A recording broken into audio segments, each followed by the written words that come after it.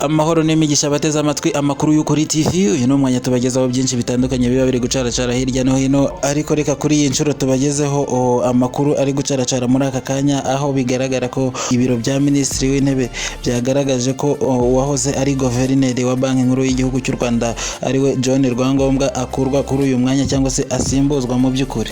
Ni itangazo rero ryavuye mu biro bya Minisitiri w'Intebe kuri uyu wa 25 Gashyantare mu mwaka wa 2025, rigaragaza ko Perezida wa Repubulika Paul Kagame yashyizeho umuyobozi cyangwa se abayobozi bashya muri Banki Nkuru y'Igihugu, aho ku mwanya wa Guverineri wa Banki Nkuru y'Igihugu yashyizeho Madamu Soraya Hakuziyaremye, ndetse na Guverineri wungirije akaba ari Justin Nsengiyumva. Aba rero bashyizweho nyuma y'uko John Rwangombwa twababwiraga ariwe wari umaze imyaka igera kuri 12 yose ayoboye iyi Banki Nkuru y'Igihugu. Uyu John Rwangombwa rero ni muntu ki, wamumenyaho iki? Ese ni ibihe bigwi afite mu gihe cyose amaze ayobora Banki Nkuru y'Igihugu? Uyu John Rwangombwa tubabwira rero ni umugabo wagize uruhare runini cyane cyangwa se rukomeye cyane mu kuzahura ubukungu bw'igihugu, nyuma y'uko rero ubukungu bw'u Rwanda bwari bwarazahajwe na Jenoside yakorewe Abatutsi. Nyuma yaho rero nibwo yaje kuba umuyobozi w'imari n'igenamigambi mu bidukikije rero kuva mu mwaka wa 2009 kugera mu mwaka wa 2013. Ahangaha akaba yarahayoboye neza cyane, aho yahereye 2009 akagera mu mwaka wa 2013. Kuva icyo gihe rero, kuva mu mwaka wa 2013 kugeza na n'uyu munsi cyangwa se kugeza kuri iyi tariki ya 25, aho Repubulika y'u Rwanda isohoye itangazo rigaragaza ko yamusimbuje mu by'ukuri uyu John Rwangombwa kuva 2013 birumvikana kugera mu mwaka wa 2025 ko yari akiri Guverineri wa Banki Nkuru y'Igihugu. Mu by'ukuri uyu mugabo rero ari kuri cyangwa se mu gihe yari ayoboye Banki Nkuru y'Igihugu yakoze byinshi bitandukanye, cyangwa se yagiye aca uduhigo twinshi dutandukanye, ari twe tugiye kukubwira. Mu by'ukuri yubatse amateka cyangwa se yagiye agira uruhare rukomeye cyane mu gustabiliza cyangwa se mu gutuma ubukungu bw'u Rwanda rumera neza. Mu by'ukuri uyu mugabo John Rwangombwa rero azwi cyane mu bantu bafite ubumenyi buhambaye cyane mu bijyanye na ekonomi cyangwa se ubukungu. Mu by'ukuri ni ibintu yize henshi hatandukanye muri kaminuza zikomeye kuri iyi si. Ni umugabo rero wavutse ku itariki 23 Gashyantare mu mwaka wa 1968.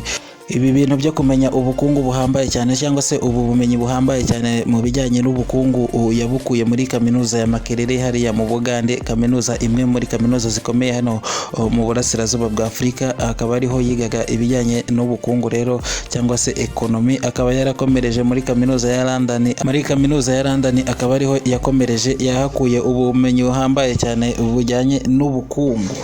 Uyu mugabo rero yafashije byinshi igihugu cy'u Rwanda cyangwa se guverinoma y'u Rwanda, bitewe nuko mu gihe cye cyangwa se mu gihe yari amaze ayobora iyi Banki Nkuru y'Igihugu yagiye agira uruhare rukomeye cyane mu gufasha iki gihugu cyacu mu gukora amasezerano n'ibigo mpuzamahanga nka IMF ndetse na Banki Mondiale, aho yagiye afasha iki gihugu mu by'ukuri cyangwa se guverinoma y'u Rwanda mu gusinyana amasezerano n'ibigo bikomeye mpuzamahanga. Nk'uko nabibabwiye rero, uyu John Rwangombwa yagiye aca uduhigo twinshi dutandukanye hirya no hino ku isi. Mu by'ukuri nk'aho mu mwaka wa 2021 ku itariki ya mbere y'ukwa mbere ibona ikinyamakuru The Banker cyariya mu Bwongereza mu mwaka wa 2021 cyamuhembye cyangwa se cyamuhaye igihembo mu by'ukuri kigaragaza yuko ariwe muyobozi wa Banki Nkuru y'umwaka muri Afurika, ugaragaza cyangwa se ifite performance cyangwa se iri hejuru cyane, ifite imikorere myiza hano ku mugabane wa Afurika wose.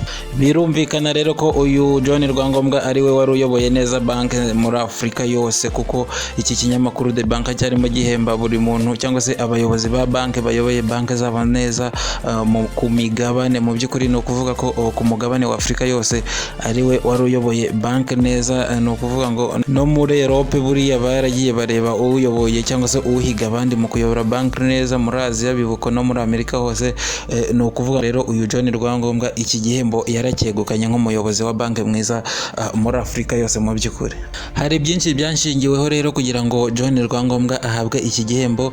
Ikintu cya mbere twavuga ni nk'uruhare yagize cyangwa se ubushobozi yahaye iyi banki kugira ngo ibashe no kugira ngo iyi banki ibashe gufasha iki gihugu mu guhangana n'ingaruka za COVID-19 cyangwa se zatewe n'icyorezo cya COVID-19. Ikindi kintu kintu bashingiyeho baha John Rwangombwa iki gihembo ni gahunda ya cashless economy cyangwa se ubukungu buzira amafaranga mu ntoki.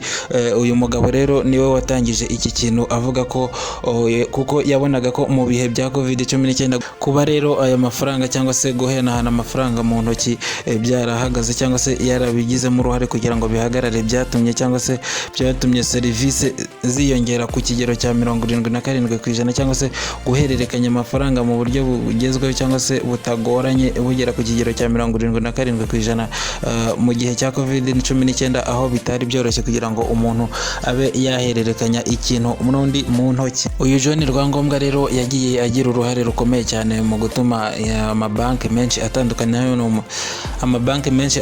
hano mu gihugu cy'u Rwanda adahungabanywa n'ingaruka za COVID-19 bitewe nuko yagiye ayagenera inkunga cyangwa se amafaranga ku giciro gitoya kugira ngo nabo batagwa mu gihombo cyangwa se bahangane n'ingaruka za COVID-19.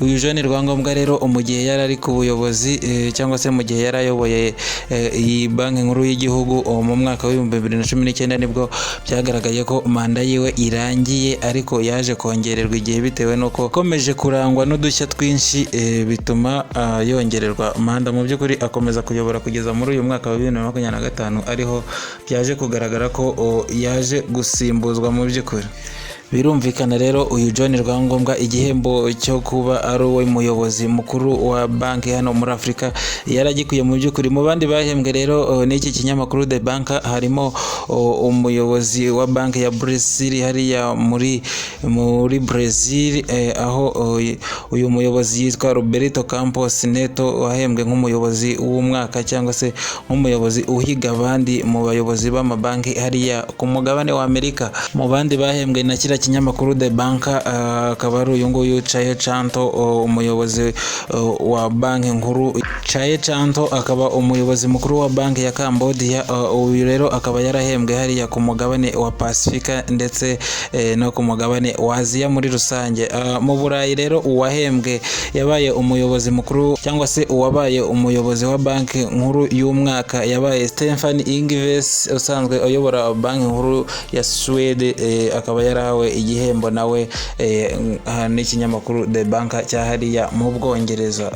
Icyo ni ikinyamakuru The Banker rero cyari cyahembye abaguverineri ba za banki ku migabane itandukanye. Uyu John Rwangombwa rero akaba yarisanze ahagarariye umugabane wa Afurika mu bantu bayoboye banki neza. Uyu mugabo rero John Rwangombwa ikindi tutakwibagirwa kumubabwiraho ni uko mu mwaka wa 2021 yatowe mu kuyobora kuba umwanditsi mukuru w'umuryango w'abibumbye hano muri Afurika y'Uburasirazuba, kugira ngo abe umuyobozi cyangwa se abe umwanditsi mukuru uhagarariye aka gace cyangwa se EAC muri rusange. Uyu John Rwangombwa rero yakomeje ni byinshi yagiye akora mu gihe cye yari amaze ari ku butegetsi cyangwa se ari nka guverineri wa banki nkuru y'igihugu, aho yagize uruhare mu gushyiraho cyangwa se mu guteza imbere politiki z'imari ziteye imbere hano mu gihugu cy'u Rwanda, zirimo guteza imbere ubwishingizi bw'abaturage, ubucuruzi no kwiyongera k'ubucuruzi mu gihugu. Ibyo rero akaba ari byinshi byaranze uyu wahoze ari guverineri wa banki nkuru y'igihugu cy'u Rwanda BNR. Uyu guverineri mushya wa banki nkuru y'igihugu cy'u Rwanda BNR rero icyo wamenya kuri uyu muguverineri mushya wa banki nkuru y'igihugu, uyu madamu Soraya Hakuziyaremye, nuko ni madamu wahoze akoze muri banki ya Networking kuva mu mwaka wa 2002 kugera mu mwaka wa 2008, akaba afite impamyabumenyi y'ikirenga rero mu bijyanye n'icungamutungo, kandi afite impamyabumenyi, akaba afite kandi impamyabumenyi mu bushakashatsi cyangwa se impamyabumenyi y'ubushakashatsi buhanitse mu icungamari mpuzamahanga.